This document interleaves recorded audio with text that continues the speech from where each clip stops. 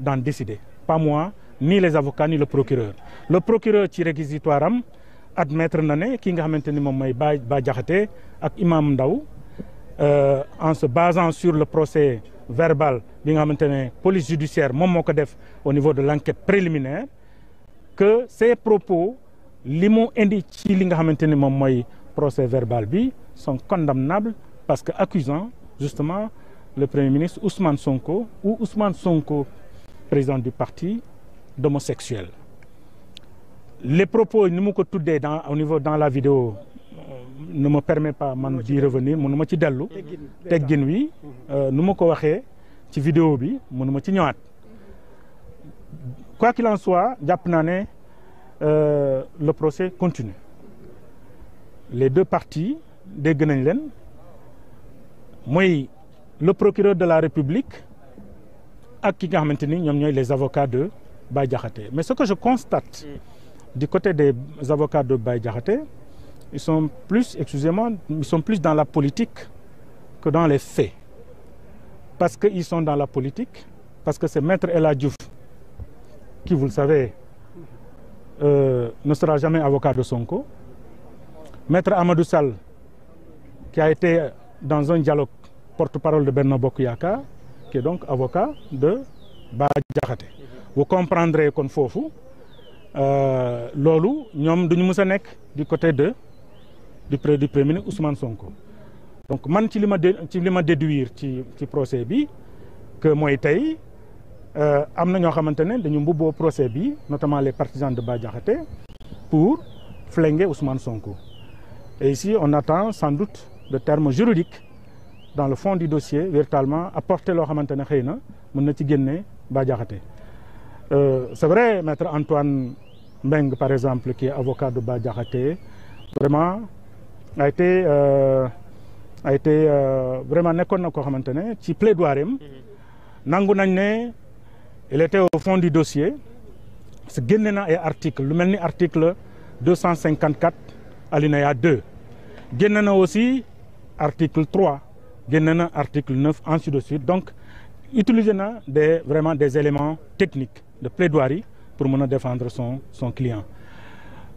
Maître El Hadji Diouf c'est bis bi yam diggante moom ak procureur répété waat na ko ci plaidoirie bi muy wax ne ki nga xamante ni moom mooy procureur de la République dafa war a nangu ne qu'il s'est trompé de bonne foi, que nit ku dul juum amul. Dem na ba tudd ci Youssou Ndour, nee na Youssou Ndour way na ko, nee na nit ku dul juum amul. Kon procureur da nangu ne dafa juum. Ce que le procureur, en tout cas dans sa plaidoirie, 1 heure pratiquement 25 minutes, wax na ci lu bëri loo xamante ne moo jëm ci procès bi. Maintenant li yëpp bu jeexee nag jàpp naa ne tout simplement bon le président du tribunal maintenant la décision va lui revenir de dire la vérité, parce que justice loolu la, il faut lire la vérité. Lire la vérité au nom du peuple et pour le peuple. D'accord, dañuy ñëwaat ci kaaw ki nga xam ne nag moom mooy imam Cheikh Tidiane Ndao tam balaa ñuy ñëw ci li nga xam ne nag moom mooy verdict. Waaw bon je pense que Cheikh Tidiane bon dafa rapporter des propos dans une vidéo. Et lu mu wax aussi bon il a demandé pardon, voilà.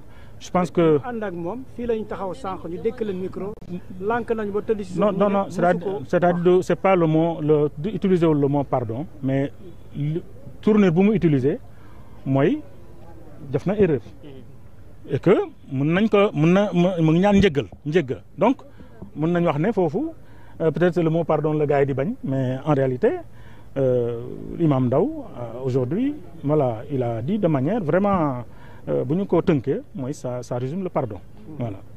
D'accord, alors fi ma bëggoon ñëw mooy réquisitoire procureur souvent bu ñu comparé réquisitoire yi fi daan am daan na gën a diis ci emprisonnement bi wala ci amende bi alors tey li nga mën a détenir bu tey est-ce que souvent Bah Diakhaté war nañ ko mën a libérer purement et simplement. Vous savez je suis un journaliste comme vous, je ne suis pas duma juriste. Mais jàpp naa ne ci ay dossiers yu mel nii bu ñu ko gisee instruction la jëm.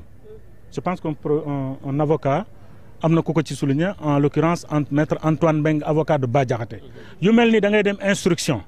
Je pense qu'au Sénégal pratiquement nous sommes tous sur LP, liberté provisoire, parce que loolu lañ tàmmal Sénégalais mooy boo ne nii rek ñu jàppale yóbbu la instruction flagrant délit sàcckati ginaar yi ak sàcckatu portable yi ñoo jëm flagrant délit mais ñeneen ñi duñ dem flagrant délit instruction directe instruction mooy yaa nga ca kaso ba ñu jëbbal la deuxième cabinet mu lay seetu nga nekk ca kaso ba xamoo kañ ngay génn xamoo kañ lañ lay atte le temps que sa avocat di yéeg a wàcc nga dem 2 mois 3 mois 6 mois ñu doon la may liberté provisoire.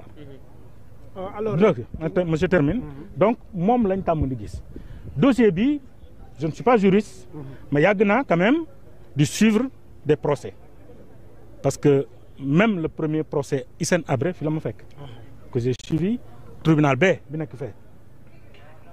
donc ak yeneen procès même le deuxième procès donc am na yoo xamante ne xam nañ ko mais bii dafa dem flagrant délit loolu moo tax Maître Antoine ne heureusement que dem na FLAC. donc bu demee FLAC c'est moins contraignant c'est moins compliqué mais le procureur je pense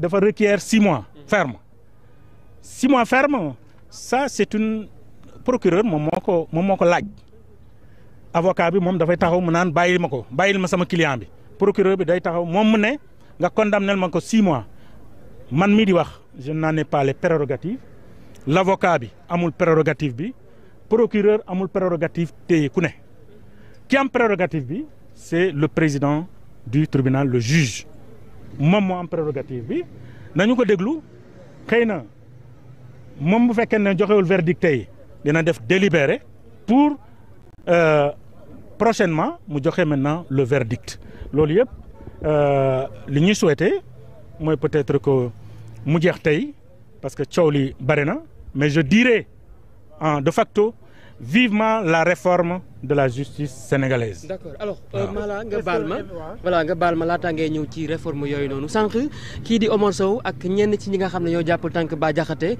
dañ doon ŋàññi ñi nga xam ne ñoom ñooy journalistes yi rawatina suñu naataango yi di Sénégal di wax lu nekk tout à fait alors li ni mel ban taxawaay itam ngeen ci waram rawatina yi ñi nga xam ne yéenay les doyens. Bon, je connais pas Omar Sow. Exactement xaw ma kii kan la. moom mun naa wax ni sax moom propos yi moo gën a du. ci propos yi nga xam ne nag ñi ànd ak Bah Diakhaté. je ne connais pas ñi ñëwoon fii nii ci ginnaaw barrière yi di ñu saaga. je ne connais pas Omar Sow. J'ai entendu ce qu'il a dit. dégg naa bu baax Omar Sow li mu wax. Mais je vais le dire tout simplement que nous ne sommes plus dans une république bananière. Nous ne sommes plus dans une république où il y a la loi de la jungle. Nous ne sommes plus dans une république où ce qui appartient à Massamba wala Mademba. ci réew lañ nekk. yéen ñi taxaw ni yëpp am ngeen carte de presse am ngeen carte d'identité sénégalais. ngeen nekk ay journaliste ay reporter bu fekkente ne moom dafa jógee fële di ŋaññi journaliste saaga journaliste parce qu'il ne connaît pas son rôle gis nga ku xamul sa rôle yooyu yaay ŋaññ journaliste yaa ngi dégg ki xamul lan mooy rôle am moom mooy ŋaññ journaliste. Ce qui reste est que aujourd'hui la sécurité, j'interpelle l'État, la sécurité de tous ces journalistes est entre les mains de l'État et j'interpelle l'État fii ba ngeen jógee fii lenn rek bu dalee benn journaliste Omar Sow est responsable ak ñi mu àndal. parce que auto Sénégal dagguma la kar nañ ko. non gis naa ko j'ai vu voilà. j'ai tout vu et j'ai interpellé acquis de droit. nous avons interpellé acquis de droit loolu moo tax ma prononcé loolu fii ba ngeen jógee fii ku fi dara dal même bu dee poussé sax jam na la. on prendrait Omar Sow responsable de ça ak ñi mu àndal on ne va plus accepter ça li ñu doon def démb loolu mënatul nekk nous sommes dans une république moom ñi muy jàppale c'est eux qui ont désarticulé cette république c'est eux qui ont bafoué les fondamentaux de cette république c'est eux qui ont fait de cette république de ce qu'il est aujourd'hui on va accepter que ces gens-là se mettent devant les gens pour dire que nii ak nii il faut qu'ils arrêtent. Su arrêter on va l'arrêter avec nos moyens parce qu'on va plus l'accepter.